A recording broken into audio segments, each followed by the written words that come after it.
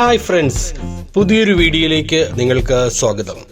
നിങ്ങൾക്ക് ഈ ചാനലിലെ വീഡിയോകൾ ഇഷ്ടമുണ്ടെങ്കിൽ ചാനൽ സബ്സ്ക്രൈബ് ചെയ്യാം. അതുപോലെ വീഡിയോ ഇഷ്ടപ്പെട്ടാൽ ലൈക്ക് ചെയ്യാം. അതോടൊപ്പം വീഡിയോയ്ക്ക് താഴെ നിങ്ങളുടെ കമന്റുകളും പോസ്റ്റ് ചെയ്യാൻ സാധിക്കും. അപ്പോൾ നമുക്ക് ഇന്ന് ഒന്നാമത്തെ ചോദ്യത്തിലേക്ക് കിടക്കാം. 1 മുതൽ 10 വരെയുള്ള എല്ലാ ചോദ്യങ്ങൾക്കും തുല്യ പ്രാധാന്യമാണുള്ളത്. ആദ്യം മുതൽ അവസാനം വരെ നിങ്ങളിത് കണ്ടിരിക്കുക.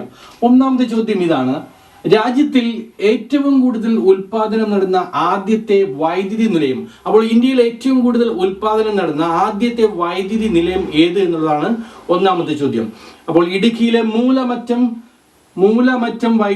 വൈദ്യുതി നിലയമാണ്. ഇടുക്കിയിലെ മൂലമറ്റം വൈദ്യുതി നിലയമാണ് രാജ്യത്ത് ഏറ്റവും കൂടുതൽ ഉൽപാദനം നടന്നിരിക്കുന്നത്. 10,000 കോടിയാണ്. 10,000 കോടിയാണ് രാജ്യത്ത് ഉൽപാദനം നടന്നിരിക്കുന്നത്. എത്രയാണ്? 10,000 കോടി.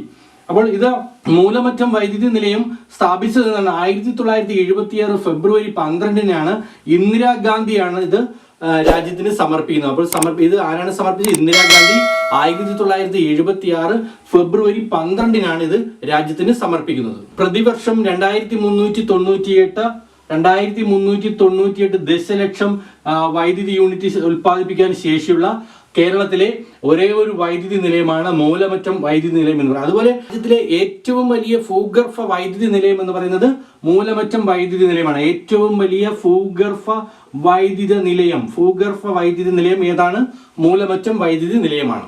അപ്പോൾ എന്റെ ചോദ്യം ഇതായിരുന്നു: രാജ്യത്തിൽ ഏറ്റവും കൂടുതൽ ഉൽപാദനം നടന്ന ആദ്യത്തെ വൈദ്യുതി നിലയം ഏതാണ്? മൂലമറ്റം. ഇടുക്കി മൂലമറ്റം വൈദ്യുതി നിലയമാണ്.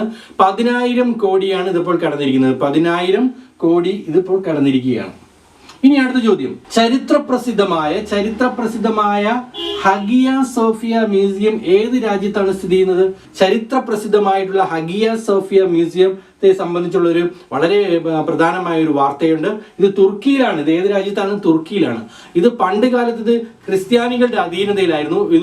ഇപ്പോൾ ഇത് മുസ്ലിം ആരാധനാലയമായിട്ട് തുറന്നു കൊടുക്കുകയാണ്. മുസ്ലിം ആരാധനാലയമായിട്ട് ഇത് അവിടുത്തെ പ്രസിഡന്റ് അത് പ്രഖ്യാപിച്ചിരിക്കുകയാണ്. അവിടുത്തെ പ്രസിഡന്റിന്റെ പേര് എന്ന് പറയുന്നത് തയ്യിബ് എർദോഗൻ ആണ് ഇപ്പോഴത്തെ പ്രസിഡന്റ് തുർക്കിയുടെ.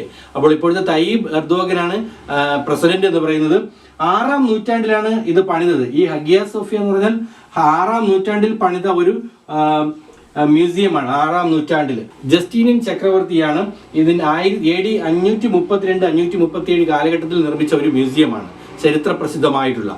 അപ്പോൾ അതിന്റെ താഴികക്കുടങ്ങളൊക്കെ, ആ പള്ളിയുടെ താഴികക്കുടങ്ങളൊക്കെ വളരെയധികം ചരിത്ര സ്മാരകങ്ങളായിട്ട് നിലകൊള്ളുന്ന ഒരു സംഭവമാണ്. അതിപ്പോൾ ഒരു മുസ്ലിം ആരാധനാലയമായിട്ട്, മുസ്ലിം ദേവാലയമായിട്ട് ഇത് തുറന്നു കൊടുക്കുവാൻ വേണ്ടി അവിടുത്തെ ഭരണ പ്രസിഡന്റ് പ്രഖ്യാപിച്ചിരിക്കുകയാണ്, തയ്യിബ് എർദോഗൻ. ചോദ്യം ഇതായിരുന്നു: ചരിത്ര പ്രസിദ്ധമായ ഹഗിയ സോഫിയ മ്യൂസിയം ഏത് രാജ്യത്താണ്? തുർക്കിയിലാണ്. അടുത്ത ചോദ്യം ഇതാണ്: 2020 ജൂലൈയിൽ ഹോക്കി ഇന്ത്യയുടെ താൽക്കാലിക പ്രസിഡന്റായിട്ട് നിയമിതനായിട്ടുള്ളത് ആരാണ്? അപ്പോൾ ഈ മാസം ജൂലൈയിൽ ഇന്ത്യൻ ഹോക്കിയുടെ പുതിയ പ്രസിഡന്റ് അല്ലെങ്കിൽ താൽക്കാലികമായിട്ടുള്ള പ്രസിഡന്റ് ആര് എന്നുള്ളതാണ് അടുത്ത ചോദ്യം. ആരാണ്? ജ്ഞാനേന്ദ്ര നിംഗോബാമാണ് ഹോക്കി ഇന്ത്യയുടെ താൽക്കാലിക പ്രസിഡന്റ് എന്ന് പറയുന്നത്. ഇതിനു മുൻപ് മുഹമ്മദ് മുഷ്താഖ് അഹമ്മദ്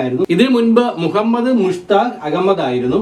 അപ്പോൾ ഇപ്പോൾ താൽക്കാലിക പ്രസിഡന്റ് ആണ് ജ്ഞാനേന്ദ്ര നിംഗോബാമാണ് പുതിയ താൽക്കാലികമായിട്ടുള്ള ഹോക്കിയുടെ പ്രസിഡന്റ് എന്ന് പറയുന്നത്.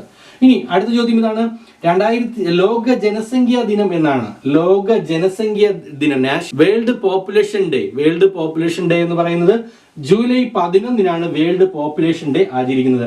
ഈ പ്രാവശ്യത്തെ ഈ വേൾഡ് പോപ്പുലേഷൻ ഡേയുമായി ബന്ധപ്പെട്ടുള്ള തീം എന്ന് പറയുന്നത് putting the brakes on COVID-19, safeguarding the health and rights of women and girls.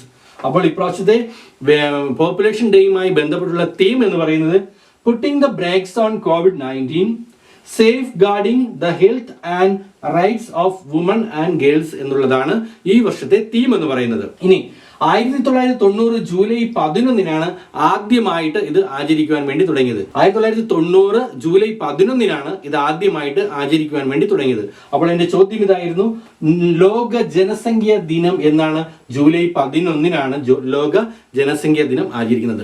എന്താണ് ഈ വർഷത്തെ തീം എന്ന് പറയുന്നത്? Putting the brakes on COVID-19, safeguarding the health and the rights of women and girls എന്നുള്ളതാണ് ഈ വർഷത്തെ തീം എന്ന് പറയുന്നത്. ഇത് ആദ്യമായിട്ട് എന്നാണ് ആചരിക്കാൻ തുടങ്ങിയത്? 1990 ജൂലൈ 11. 1990 ജൂലൈ 11 ഇത് ആചരിക്കുവാൻ വേണ്ടി ആദ്യമായിട്ട് തുടങ്ങി. അടുത്ത ചോദ്യം ഇതാണ്: കോവിഡ് കാലത്തെ കുട്ടികൾ അനുഭവിക്കുന്ന മാനസിക പ്രശ്നങ്ങൾ പരിഹരിക്കാനും ആത്മഹത്യാ പ്രവണത ചെറുക്കാനുമായിട്ട് കേരള ആരോഗ്യ വകുപ്പും വനിതാ ശിശു വികസന വകുപ്പും ചേർന്ന് നടപ്പിലാക്കുന്ന psycho social support help line ഏതാണ്? അപ്പോൾ ഈ COVID-19 ഈ കാലഘട്ടത്തിൽ കുട്ടികൾ അനുഭവിക്കുന്ന മാനസിക പ്രശ്നങ്ങൾ പരിഹരിക്കുക, അവരുടെ ആത്മഹത്യാ പ്രവണതകൾ അത് ചെറുക്കുക, ഇതിനുവേണ്ടി കേരള ആരോഗ്യ വകുപ്പും ആരൊക്കെയാണ്? കേരള ആരോഗ്യ വകുപ്പും അതുപോലെ വനിതാ ശിശു വികസന വകുപ്പും ചേർന്ന് നടപ്പിലാക്കുന്ന സൈക്കോ സോഷ്യൽ സപ്പോർട്ട് ഹെൽപ്പ് ലൈനിന്റെ പേരാണ് ഒറ്റയ്ക്കല്ല ഒപ്പമുണ്ട്. അപ്പോൾ എന്താണ്? വളരെ ഇമ്പോർട്ടൻ്റ് ആയിട്ടുള്ള ഒരു ക്വസ്റ്റ്യൻ ആണ്. ഒറ്റയ്ക്കല്ല ഒപ്പമുണ്ട്. അപ്പോൾ വളരെ ഇമ്പോർട്ടൻ്റ് ആയിട്ടുള്ള ഒരു ചോദ്യമാണിത്.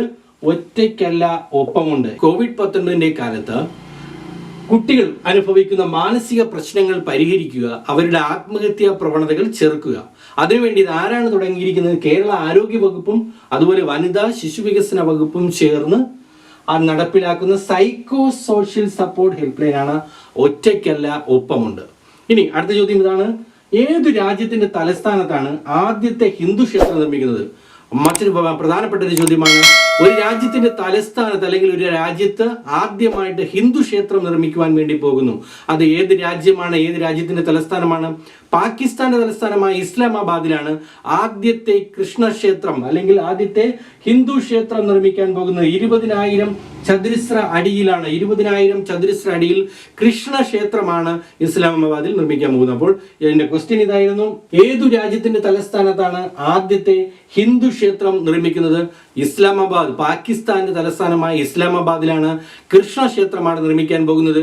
20,000 ചതുരശ്ര അടിയാണ് അതിന്റെ അളവ് എന്ന് പറയുന്നത്, വിസ്തീർണം എന്ന് പറയുന്നത്. അടുത്ത ചോദ്യം ഇതാണ്: നാഷണൽ ഫിഷ് ഫാർമേഴ്സ് ഡേ എന്നാണ്. July 10 national fish farmers day എന്ന് പറയുന്നത്. അപ്പോൾ നാഷണൽ ഫിഷ് ഫാർമേഴ്സ് ഡേ ആചരിക്കുന്നത് ജൂലൈ 10. ഇനി അടുത്ത ചോദ്യം: 2020 ദാദാ സാഹിബ് ഫാൽക്കെ അവാർഡ് നേടിയ അരുണാചൽ പ്രദേശിലെ ഫിലിം മേക്കർ ആരാണ്? അപ്പോൾ ഒരു ഷോർട്ട് ഫിലിം മേക്കർ ഉണ്ട് അരുണാചൽ പ്രദേശിൽ. അപ്പോൾ അദ്ദേഹത്തിനാണ് ഇപ്പോൾ 2020 ഒരു ദാദാ സാഹിബ് ഫാൽക്കെ അവാർഡ് കിട്ടിയിട്ടുണ്ട് ആ ഷോർട്ട് ഫിലിം മേക്കറിൽ. അപ്പോൾ അത് ഏത് വ്യക്തി എന്നുള്ളതാണ്. അദ്ദേഹത്തിന്റെ പേരാണ് കെസാങ് ഡി തൊങ്ഡോക്സ്. അദ്ദേഹം അരുണാചൽ പ്രദേശാണ്. അപ്പോൾ അരുണാചൽ പ്രദേശിനെ പറ്റി നമുക്കറിയാം. അരുണാചൽ പ്രദേശിന്റെ ക്യാപിറ്റൽ എന്ന് പറയുന്നത് ഇറ്റാനഗറാണ്. പേമ ഖാണ്ഡു ആണ് അവിടുത്തെ CM എന്ന് പറയുന്നത്. അതുപോലെ BD മിശ്രയാണ് ഗവർണർ. ഈ 3 കാര്യങ്ങൾ കൂടി ചേർത്ത് പഠിക്കേണ്ടിയിരിക്കുന്നു. ഒന്ന്, ക്യാപിറ്റൽ ഇറ്റാനഗറാണ് അരുണാചൽ പ്രദേശിന്റെ. അതുപോലെ CM എന്ന് പറയുന്നത് പേമ ഖാണ്ഡു ആണ്. പേമ ഖാണ്ഡു. പിന്നെ ഗവർണർ എന്ന് പറയുന്നത് ബ്രിഗേഡിയർ BD മിശ്രയാണ്. ഇനി അടുത്ത ചോദ്യം ഇതാണ്: 2019 കണക്ക് പ്രകാരം ഇന്ത്യയിൽ മികച്ച പോലീസ് സ്റ്റേഷൻ ഏതാണ്? അപ്പോൾ ഇന്ത്യയിലെ മികച്ച പോലീസ് സ്റ്റേഷൻ 2019 കണക്ക് പ്രകാരം നാഥൂൻ പോലീസ് സ്റ്റേഷനാണ്. നാഥൂൻ പോലീസ് സ്റ്റേഷൻ എവിടെയാണ്? ഹിമാചൽ പ്രദേശിലാണ്. അപ്പോൾ ഹിമാചൽ പ്രദേശിലെ നാഥൂൻ പോലീസ് സ്റ്റേഷനാണ് 2019 കണക്ക് പ്രകാരം ഇന്ത്യയിലെ മികച്ച പോലീസ് സ്റ്റേഷൻ. ഇന്ത്യൻ ആഭ്യന്തര മന്ത്രാലയത്തിന്റെ റിപ്പോർട്ട് പ്രകാരം ഇന്ത്യയിലെ മികച്ച പോലീസ് സ്റ്റേഷൻ നാഥൂൻ പോലീസ് സ്റ്റേഷനാണ്. ഹിമാചൽ പ്രദേശിലാണ് ഇത് സ്ഥിതി ചെയ്യുന്നത്. ഹിമാചൽ പ്രദേശിലെ നാഥൂൻ പോലീസ് സ്റ്റേഷൻ. അടുത്ത ചോദ്യം ഇതാണ്, 10ാമത്തെ ചോദ്യം: ഏത് രാജ്യത്താണ് ക്യാമറ ട്രാപ്പ് ഉപയോഗിച്ചുള്ള ഏറ്റവും വലിയ വന്യജീവി സർവേ നടന്നത്? അപ്പോൾ ഏത് രാജ്യത്താണ് ക്യാമറ ട്രാപ്പ് ഉപയോഗിച്ച്, ക്യാമറ കൊണ്ട് ഒരു ട്രാപ്പ് ഉണ്ടാക്കിക്കൊണ്ട് ഉപയോഗിച്ചിരുന്ന ഏറ്റവും വലിയ വന്യജീവി സർവേ നടന്നത്? ഇന്ത്യയിലാണ്. അപ്പോൾ ഇന്ത്യയിൽ 2018 കടുവകളുടെ ഒരു സർവേ ഇങ്ങനെ നടന്നിട്ടുണ്ടായിരുന്നു, 4th എഡിഷൻ. അപ്പോൾ അത് വേൾഡ് ഗിന്നസ് റെക്കോർഡാണ്. വേൾഡ് ഗിന്നസ് റെക്കോർഡാണ് 2018 നടന്ന കടുവകളുടെ സർവേ. 4th എഡിഷൻ ആയിരുന്നു ഇത്, ലോക റെക്കോർഡായിരുന്നു. അപ്പോൾ ചോദ്യം ഇതാണ്: ഏത് രാജ്യത്താണ് ക്യാമറ ട്രാപ്പ് ഉപയോഗിച്ചുള്ള ഏറ്റവും വലിയ വന്യജീവി സർവേ നടന്നത്? ഇന്ത്യയിലാണ്. ഏകദേശം 26,838 ലൊക്കേഷനിലാണ് ഇവർ ക്യാമറ ഫിറ്റ് ചെയ്തത്. 141 സ്ഥലങ്ങളിലായിട്ട് 26,838 ക്യാമറകളാണ് ഇതിൽ സെറ്റ് ചെയ്തിരുന്നത്.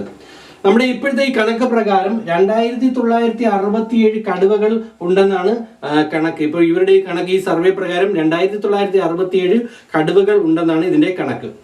അപ്പോൾ ഇന്നത്തെ 10 ചോദ്യങ്ങൾ ഇവിടെ പൂർണ്ണമായിരിക്കുകയാണ്. ഇനി കഴിഞ്ഞ ക്ലാസ്സിൽ ഞാൻ നിങ്ങളോട് ചോദിച്ച ചോദ്യം ഇതായിരുന്നു: COVID-19 സ്ഥിരീകരിച്ച ബ്രസീലിയൻ പ്രസിഡന്റ് ആര് എന്നുള്ളതായിരുന്നു, ജെയർ ബോൾസനാരോ ആയിരുന്നു. അപ്പോൾ ഇതിന്റെ ഉത്തരങ്ങൾ പോസ്റ്റ് ചെയ്ത വിജയികൾക്കുള്ള കൺഗ്രാജുലേഷൻ ഞാൻ ഈ അവസരത്തിൽ അറിയിക്കുകയാണ്. അപ്പോൾ ഇന്ന് നിങ്ങൾക്കുള്ള ചോദ്യം ഇതാണ്: 2020 ഓഗസ്റ്റിൽ ISRO വിക്ഷേപിക്കുന്ന ബ്രസീലിന്റെ ആദ്യ ഭൗമ നിരീക്ഷണ